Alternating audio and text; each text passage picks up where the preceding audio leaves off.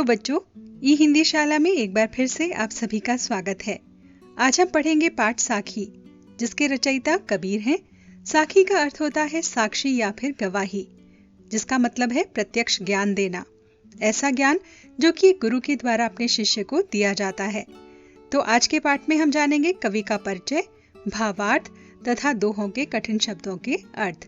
तो चलिए सबसे पहले हम कबीर के बारे में जान लेते हैं। कबीर का जन्म सन 1425 को वाराणसी में कहा जाता है। कुछ का कहना है कि इन्हें एक ब्राह्मणी ने जन्म दिया था और इनका पालन पोषण नीरू और नीमा नामक एक जुलाहा दंपत्ति ने किया था। इसी कारण से इन्होंने जुलाहा व्यवसाय भी अपनाया।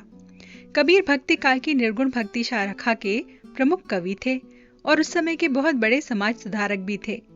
इनके गुरु का नाम रामानंद तथा इनकी भाषा को सदुक्कड़ी कहा जाता है। सदुक्कड़ी यानी कि 5 से अधिक भाषाओं की मेल वाली भाषा। इसे पचमेल खिचड़ी भी कहा जाता है। इनकी भाषा में ब्रज, राजस्थानी, पंजाबी, खड़ी बोली, हरियाणवी इत्यादि के शब्द मिलते हैं। इनकी प्रमुख रचनाएं हैं रमैनी, सबद, साखी, जो कि एक बीजक नामक ग्रंथ में संग्रहित हैं। इनकी मृत्यु को लेकर भी कई विद्वानों में मतभेद हैं। कुछ का कहना है कि इनकी मृत्यु सन 1518 में हुई और कुछ इतिहासकारों का कहना है कि इनकी मृत्यु 1448 ईस्वी को हुई थी। कबीर का अनुभव क्षेत्र बहुत अधिक फैला हुआ था, क्योंकि कबीर अलग अलग जगह पर घूमते थे और वहां पर जाकर प्रत्यक्ष ज्ञान प्राप्त करते थे। तो उनके जो दोहे हैं ये उनके अनुभव पर, उनके व्यवहारिक ज्ञान पर आधारित हैं। चलिए आज से शुरू करते हैं पहला दोहा। सबसे पहला दोहा है, ऐसी बानी बोलिए मन का आपा खोए, अपना तन शीतल करे औरन को सुख होए। प्रस्तुत दोहे में कबीर ने मीठी वाणी के महत्व को दर्शाया है। दोहे का भाव जानने से पहले शब्दों के अर्थ जान लेते हैं। वाणी माने बोली, आपा अहम या अहंकार को कहा गया है, खोई यानी खो जाना या त्याग देना, शीतल यानी कि ठंडा, और औरन माने दूसरों को, होई का मतलब है होना। ऐसी बानी बोलिए मन का आपा खोए। हमें इस प्रकार की बोली बोलनी चाहिए जिससे कि हमारे मन का जो आपा है यानी अहंकार है उसका नाश हो जाए, वो समाप्त हो जाए। अपना तन शीतल करे औरन को सुख होए। जब हम मीठी बोली बोलते हैं तो दूसरों को तो सुख प्राप्त होता ही होता है, अपने खुद के मन को भी शांति मिलती है, वो ठंडा हो जाता है। तो इस प्रकार से उनका कहना है कि हमें ऐसी मधुर बानी बोलनी चाहिए जिससे हमें शीतलता का अनुभव हो, साथ ही साथ सुनने वाले का मन प्रसन्न हो उठे। मीठी वाणी बोलने से समाज में प्रेम की भावना का संचार होता है, जबकि कड़वे वचन बोलने से हम एक दूसरे के विरोधी या शत्रु बन जाते हैं। तो हमें हमेशा ही मीठे वचन बोलने चाहिए जिससे दूसरे तो प्रसन्न हो ही, साथ ही साथ हमें खुद भी सुख की अनुभूति हो।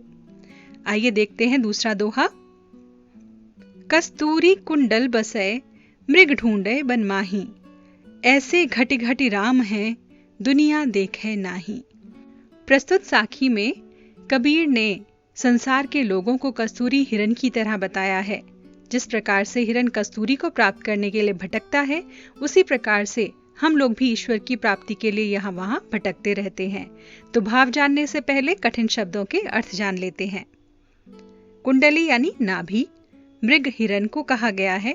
घटी घटी यानी कण कण में या फिर हर जगह पर या फिर देह में। कस्तूरी एक हिरन है, उसकी नाभि के पास पाया जाने वाला सुगंधित पदार्थ होता है। तो कबीर कहते हैं कि जिस प्रकार से एक हिरन अपनी नाभि में बसी हुई कस्तूरी की खुशबू को जंगल में ढूंढता फिरता है, क्योंकि वह नहीं जानता कि खुशबू उसकी नाभि में ही से ही आ रही है। अज्ञानता के कारण वह उसे यहाँ वहाँ जंगल में ढूंढता फिरता है। ठीक उसी प्रकार संसार के हर कण में, हर एक देह में ईश्वर विद्यमान है, परंतु मनुष्य इस बात से बेखबर होकर ईश्वर को मंदिरों में और तीर्थ स्थानों में ढूंढता फिरता है। कबीर कहते हैं कि अगर हमें ढूंढना है तो उसे अपने मन में ही ढूंढना चाहिए। अगला दोहा है, जब मैं था तब हरि नहीं, अब हरि है मैं नाही, सब अंधियारा मिट गया जब दीपक देखा माही। यहाँ पर अज्ञान रूपी अंधकार की बात की गई है। सबसे पहले जान लेते हैं कठिन शब्दों के अर्थ। मैं यानी कि अहंकार, अहम की भावना, हरि परमेश्वर या ईश्वर को कहा गया है, अंधियारा यानी अंधकार या फिर अज्ञान रूपी अंधेरा। जब मैं था तब हरि नहीं, अब हरि है मैं नाही। यहाँ कबीर कहते हैं कि जब तक मेरे अंदर अहंकार की भावना थी तब तक मैं ईश्वर की भक्ति में लीन नहीं हो पा रहा था। एक बार जो मनुष्य ईश्वर की भक्ति में पूर्ण रूप से लीन हो जाता है, उसके अंदर से कोई अहंकार की भावना नहीं रह जाती है। वह खुद को अपने आप को शून्य मानने लग जाता है।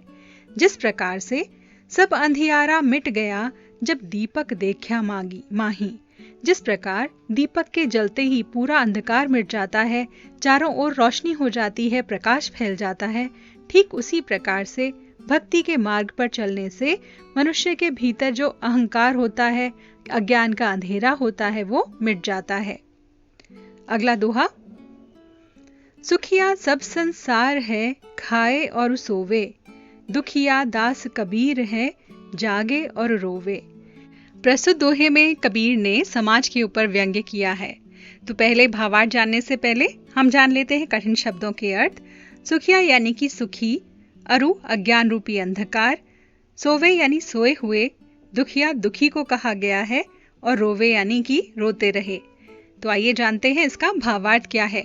कबीर कहते हैं कि जो सारा संसार है ये तो यूं ही चल रहा है। सुखिया सब संसार है, खाए और सोवे। ये पूरा संसार बहुत सुखी है क्योंकि ये सभी अज्ञानी हैं। ये सिर्फ खाने में और सोने में ही व्यस्त रहते हैं, इन्हें और किसी बात की चिंता ही नहीं होती है। जबकि सच्ची खुशी तो तभी प्राप्त होती है जब हम प्रभु की आराधना में लीन हो जाते हैं। परंतु भक्ति का मार्ग आसान नहीं होता।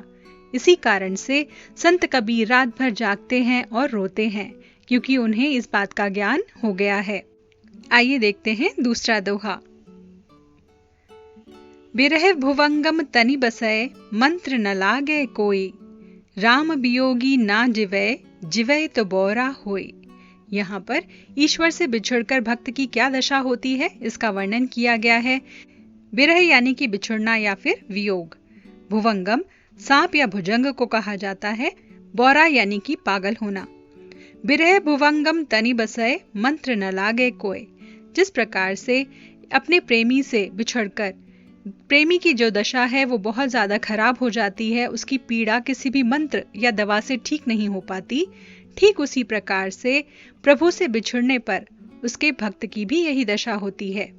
उसमें भक्ति के अलावा कुछ भी शेष नहीं रहता।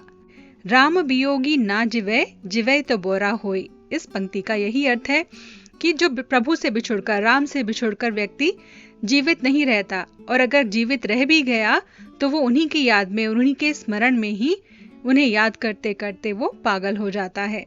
आइए देखें अगला दोहा क्या कहता है। निंदक नेड़ा राखिए, आंगनी कुटी बंधाई, बिन साबण पानी बिना, निर्मल करे सुभाए। इस दोहे में कबीर ने अपनी निंदा करने वाले व्यक्ति को अपने पास रखने की सलाह दी है। क्यों दी है इसे जानने से पहले आइए जानते हैं कठिन शब्दों के अर्थ। निंदक यानी कि निंदा करने वाला या बुराई करने वाला। नेड़ा यानी कि पास या निकट। आंगनी आंगन को कहा जाता है। साबण यानी कि साबुन।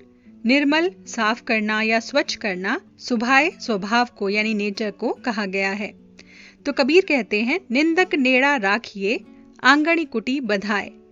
उनका कहना है कि जो व्यक्ति हमारी निंदा करता है उनसे हमें ज्यादा दूर नहीं रहना चाहिए, बल्कि हमें हमेशा उनके समीप ही रहना चाहिए, ताकि वो हमारी बुराइयां या हमारी कमियां हमें बताता रहे और बिना साबुन और बिना पानी के हम उन्हें अपने स्वभाव से दूर कर सकें।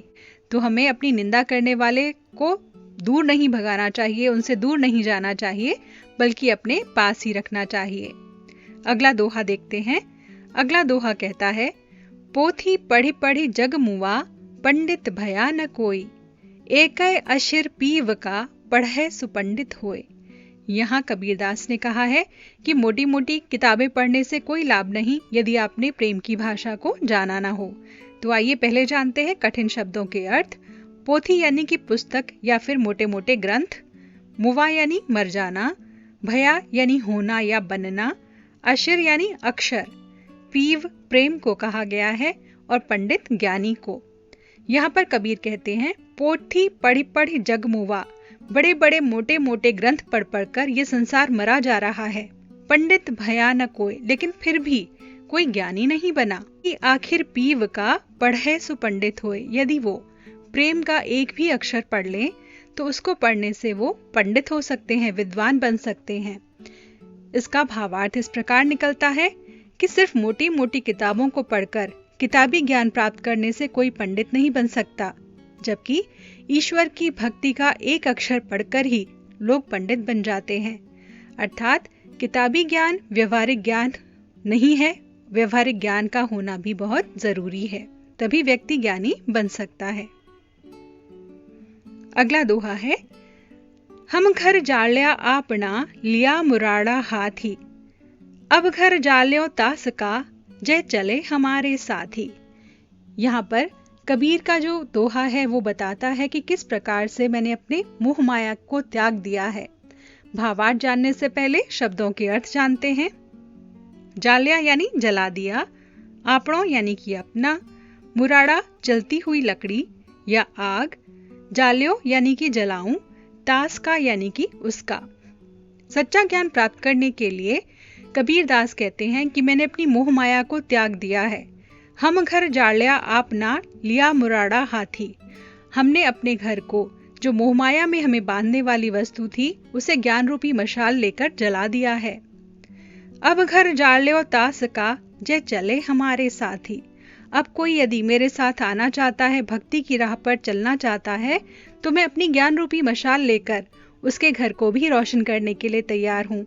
अपने ज्ञान से उसकी मोह माया के बंधन को उससे दूर करने के लिए तैयार हूँ।